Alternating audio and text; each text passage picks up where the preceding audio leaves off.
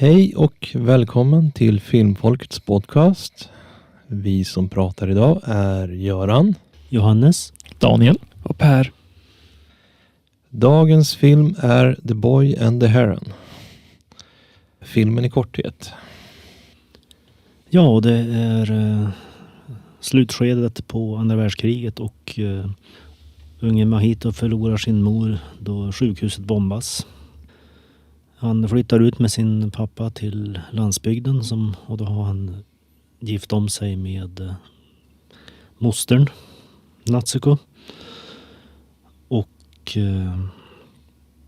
Mahito är ju traumatiserad och har väldigt svårt att anpassa sig.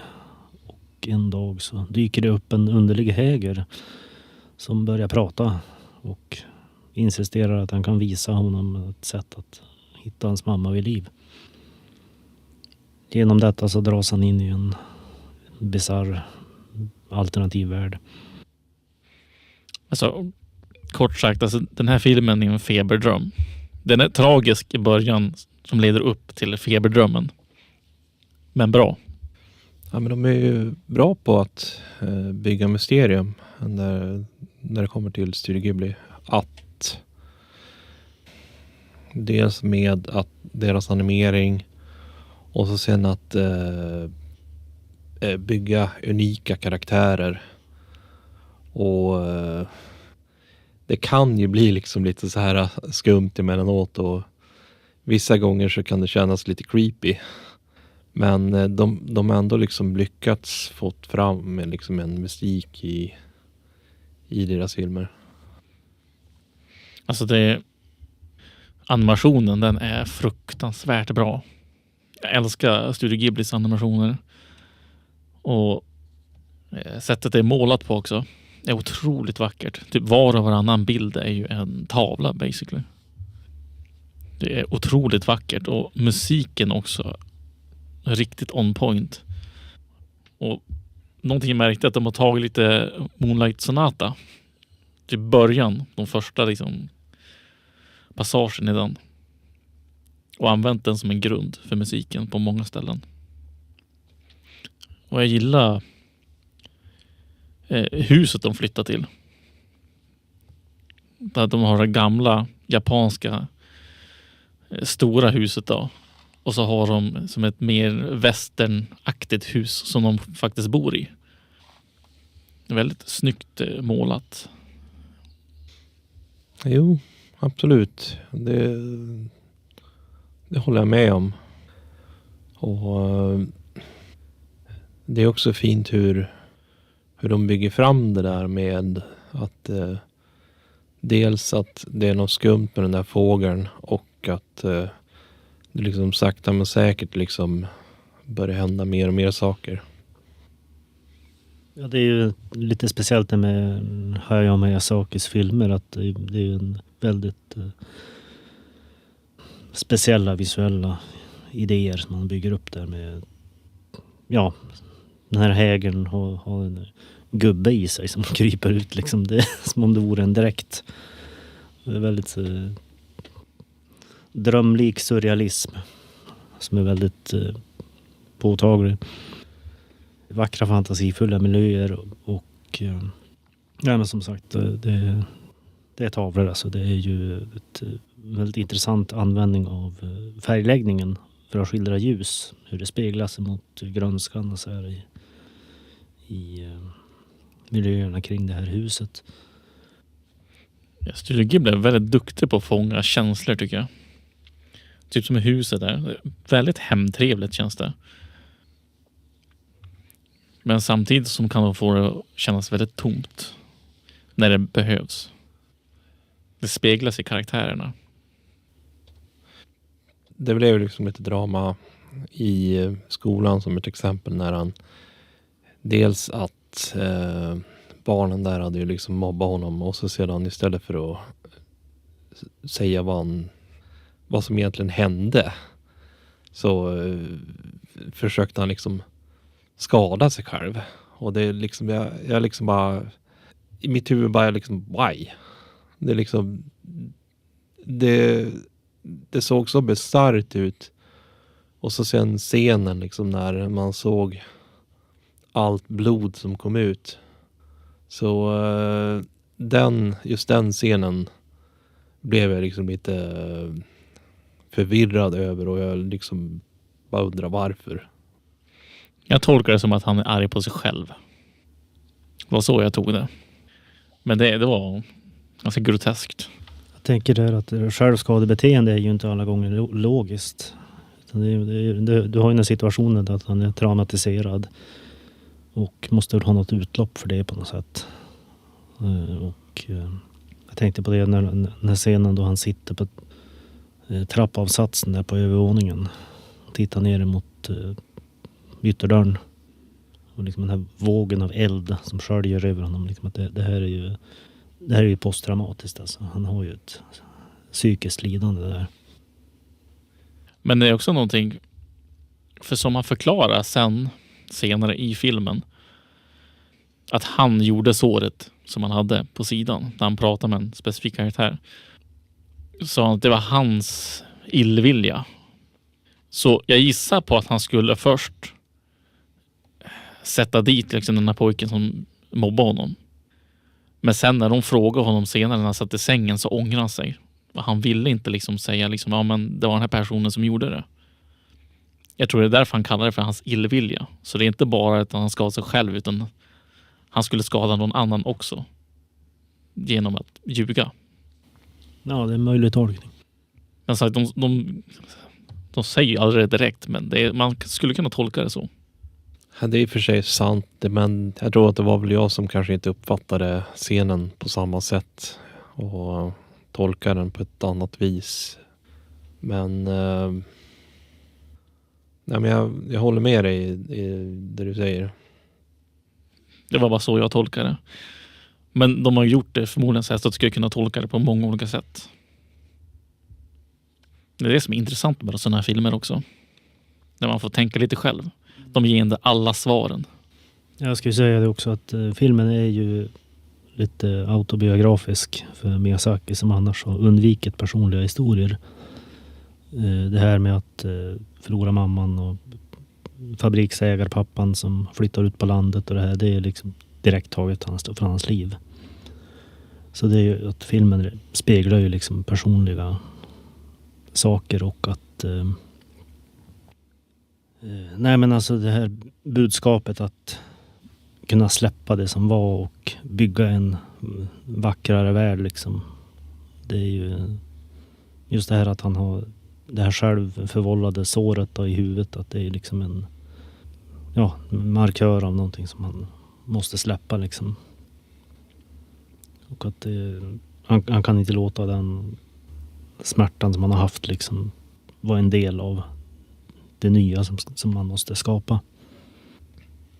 Fantasins skapande kraft och att liksom växa som person. Ja, men ändå den här parallella världen som han kommer in i, den har ju liksom också en hel del karaktärer som han träffar på där. Allt från de här olika monsterna som försöker att äta honom eller att försöker skrämma honom på olika sätt, och sen att den här fjädern som han har lite grann som ett skydd från vad heter det? Hägern. Och den har ju hjälpt honom under resans gång en hel del, så det är också rätt så intressant. Men jag kommer aldrig kunna se parakiter på samma sätt igen efter jag sett den här filmen. De är gulliga fåglar, men inte i den här filmen. Ja, det är verkligen ett intressant val att göra parakiter till stora klumpiga varelser som har en vilja att äta människor. Så att ja. Då undrar jag liksom, vad är det för psykologiska spår som har skapat den bilden? Han kanske hade parakit som liten som dog eller någonting. Som bits kanske. Ja, som var aggressiv. Ja, skulle säga det att några av de här rollfigurerna speglar ju verkliga personer i regissörens liv. Som den här gamla morbrorn och Hägern själv. Och det har ju sina symboliska betydelser det också. Så man får tänka på att mycket som händer i filmen har ett symbolvärde. Skådespelarmässigt så tycker jag det är viktigt att uppskatta röstskådespeleri. För det är många som inte gör det. Det är ett svårt arbete och det är roligt att se när en skådespelare kan engagera sig i någonting som inte involverar deras eget ansikte. Just i den här dubbningen så har vi då många kända röster. Och, nu är inte jag så duktig på att känna igen folk så. Men det är ändå roligt att läsa i efterhand. Robert Pattinson, Mark Hamill och Christian Bale bland annat. Mark Hamill är ju känd för att göra voice acting. Ja, han är ju en legend. Han har ju gjort Joker i Batman Animated Series i hur länge som helst. Olika variationer. Alltså just med ljuddesignen tycker jag var intressant för att den bidrar väldigt mycket till att göra en trovärdig miljö. Liksom att fotsteg som ekar genom salarna i det här stora huset. Den här hägerns klor som klickar mot sten och liksom det är väldigt speciellt så. Rörelser, fotsteg, ljudet från havet och så där. Det är väldigt vackert gjort. Grekarna i trägolv. Mm.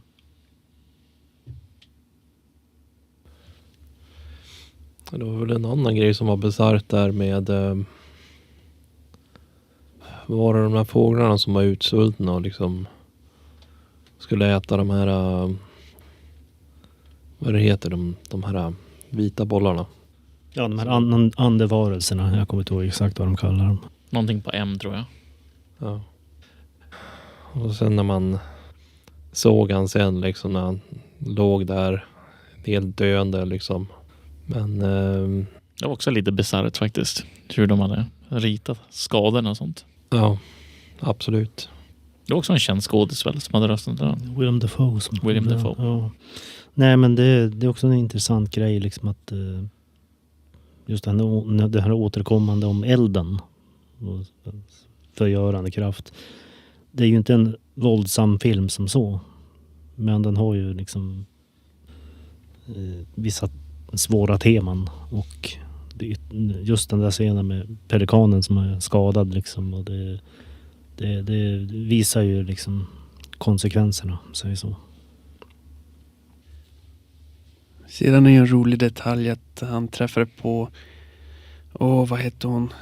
Den där gamla tanten som följde med till den där nya världen som ung typ, om man ska tolka det. Kiriko, eller? Visst var det? Just det. Ja, jag tror det. För det måste ju ha varit hon som ung. Ja. Sen kom hon ur en ficka på senare. Om det var hon som ung eller om det är liksom en annan version av henne bara. Ja, just det. Det kan ju vara det också. Det är väldigt mysko hur den där dimensionen fungerar.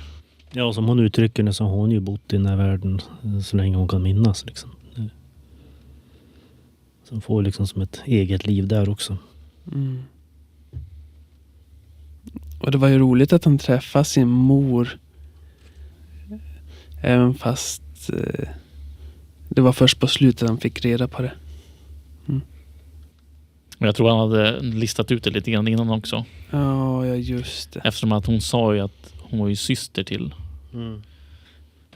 mostern där. Eller fastern eller vad det blir. Moster. Ja, det är en fin scen det också. Liksom, att han måste ju gå ifrån den här människan som egentligen är hans mamma. Liksom, efter all den här förlusten och liksom ändå acceptera att det är fint ändå. Det är inget som hon tycker är något hemskt, utan hon är bara så glad att hon har fått ha honom liksom. Och att han i slutet accepterar systern där som sin nya mor. Inte liksom att han glömmer bort sin riktiga mor, men liksom han går vidare. Släpp smärtan och bygg något vackrare. Det är liksom filmens budskap. Mm. Och det är tydligt att man ser ju ganska tydligt på Ghibli att de är duktiga på att berätta en historia och har mycket detaljer. Och det gäller egentligen alla skapare. Alltså man ser om de bryr sig eller inte. Av vad de har gjort, skapat. Ja, de är väldigt duktiga på detaljer, det håller jag med om. Vad kan vi säga om vad som skulle kunna gjorts bättre och övriga tankar? Det kan gjorts bättre. Det är ju en enkel fråga det där.